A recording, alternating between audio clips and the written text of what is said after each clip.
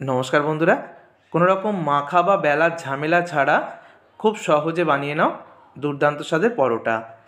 পরোটা তৈরি করতে গেলে মাখা বেলার একটা ঝামেলা থাকে, তবে আজকে আমি যেভাবে দেখাবো এইভাবে একদম ঝটপট কম সময়ের মধ্যে কোনো রকম মাখা বেলার ঝামেলা থাকবে না, আর একদম নরম তুলতুলে দারুণ স্বাদের পরোটা খুব সহজেই তৈরি হয়ে যাবে।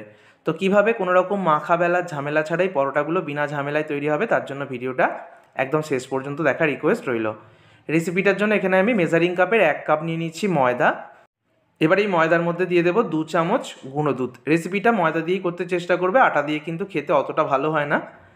তারপর স্বাদ মতো লবণ দিয়ে দিয়েছি, খুব ভালো করে শুকনো উপকরণগুলোকে মিশিয়ে নিলাম। এবার একটা ডিমকে আমি ফাটিয়ে দিয়ে দিচ্ছি। যারা ডিম খাও না তারা ডিমটাকে বাদ দিয়ে দিতে পারো। এবার ডিম দিলে কিন্তু পরোটাটা খুব ভালো হয়, তো যারা ডিম খাও তারা কিন্তু অবশ্যই ডিম দেবে। একটা ডিমকে ফাটিয়ে দেওয়ার পর এবার নর্মাল তাপমাত্রার জল অল্প অল্প করে দিয়ে একটা পাতলা ব্যাটার তৈরি করতে হবে। একভাবে হুইস্ক দিয়ে নাড়িয়ে এইভাবে আমি ব্যাটারটাকে রেডি করে নিচ্ছি। দেখো, এইভাবে তোমরা মিক্সার জারের মধ্যেও সব কিছুকে একসাথে ঘুরিয়ে নিতে পারো, তবে এটা মাথায় রাখতে হবে ব্যাটারটা যেন পাতলা হয়। আমি দেখিয়ে দিচ্ছি, দেখো ব্যাটারটা কিন্তু এরকম পাতলা করে বানাতে হবে, মোটা যেন ব্যাটারটা কোনোভাবেই না হয়, এটা কিন্তু অবশ্যই মাথায় রাখবে। ব্যাটারটাকে রেডি করে নিয়েছি। এবার এরকম ফ্রাইং প্যান তো আমাদের সবার বাড়িতেই থাকে, ফ্রাইং প্যান বা তাওয়া যা কোনো একটা গরম করে নেবে। ফ্রাইং প্যান বা তাওয়াটা খুব ভালো করে যখন গরম হয়ে যাবে, অল্প তেল ব্রাশ করে নিয়েছি, তেলটাকে মুছে নিতে পারো, আমি মুছলাম না, খুব সামান্য যেহেতু তেল দিয়েছি। তেলটাকে কিন্তু তোমরা চাইলে টিস্যু পেপার দিয়ে মুছে নিতে পারো। তারপর 2 হাতা মতো ব্যাটার দিয়ে দিলাম। ব্যাটারটাকে দিয়ে আমি ফ্রাইং প্যানের হাতলটাকে ধরে এইভাবে ঘুরিয়ে গোল করে দেখো পরোটার শেপটা দিয়ে দিচ্ছি। এইভাবে কোনো রকম মাখা বেলার ঝামেলা থাকছে না, দেখো এইভাবে খুব সহজেই শেপটা দিয়ে দিলাম। এবার দেখো খুব তাড়াতাড়ি মোটামুটি 10 থেকে 15 সেকেন্ডের মধ্যেই কিন্তু ওপরটা শুকিয়ে যাবে। তারপরে একটু তেল আমি ওপর থেকে ব্রাশ করে দিচ্ছি, খুব বেশি তেলেও ভাজার দরকার নেই, একদম নামমাত্র তেলেই হয়ে যাবে। আর সবথেকে বড় কথা, পরোটাগুলো কিন্তু ভীষণ সফট হয়। এবার দেখো অন্য পিঠটা আমি উল্টিয়ে দিলাম, অন্য পিঠটা উল্টিয়ে এই পিঠটাকে শিখতে দেবো।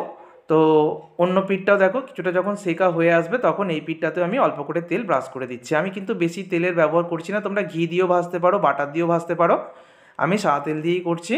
আর দেখো এরকম অল্প অল্প যখন ফুলে উঠতে শুরু করেছে, দুটো পিঠকেই এবারে মচমচে করে ভেজে নিতে হবে। এটাকে খুব বেশি করে মচমচে করে ভাজতে পারো, আবার হালকা করে মানে সফট রেখেও কিন্তু তুলে নিতে পারো। দেখতেই পাচ্ছ কত সুন্দর, দেখো দেখে বোঝার উপায় নেই যে পরোটাগুলো কোনো রকম মাখা বেলার ঝামেলা ছাড়া তৈরি, একদম গোল গোল শেপেই তৈরি হচ্ছে, যেটা কোনো রকম বেলার প্রয়োজন হয়নি আর কোনো রকম মাখারও প্রয়োজন হয়নি। আরও একটা পরোটা আমি এইভাবে দিয়ে দিলাম।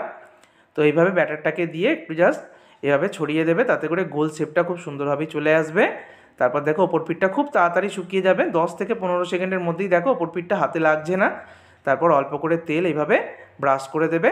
অল্প তেল ব্রাশ করে দেওয়ার পর তারপরে দুটো পিঠকে উল্টে পাল্টে মচমচে করে ভেজে নেবে। প্রথম পরোটাটা একটু নরম করে ভেজেছি, আর এটা কিন্তু একটু মচমচে করেই ভেজে নিলাম।